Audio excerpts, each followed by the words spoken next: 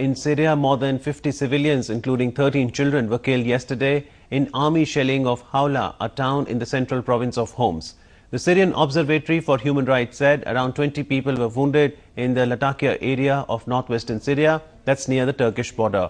At least 4 policemen were killed in clashes with rebels in Kanseba in the same area.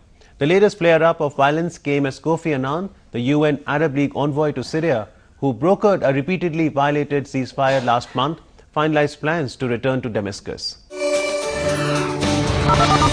Many of the victims may have been women and children. This is amateur video, and it apparently shows that. Now, the man on camera says there are more than 30 bodies in this room alone. We can't show you why this man is so distressed. Behind him is a scene just too gruesome to broadcast. On the floor are the blood-stained bodies of several dead young men and children. Like much of the video now coming out of Syria, we can't verify it.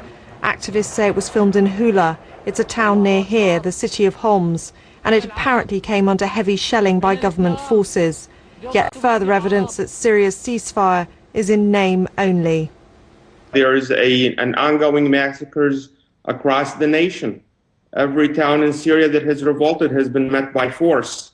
This brutal regime has managed to use its naval force, its air force, its artillery, and its thugs of the Shabihas to kill Syrians, from children to kids to women to elderly. Today there were a family of 6 were executed on a field. It was 6 weeks ago that Special Envoy Kofi Annan drew up the peace plan. Since then, says the UN, more than 200 Syrians have died, although opposition group the Syrian Observatory for Human Rights puts the death toll at 1,500.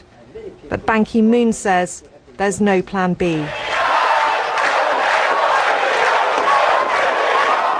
In the largely loyal city of Aleppo, signs that people are turning against the regime. Activists say thousands have been protesting here. They say that on Friday the Syrian army shot dead 5 people.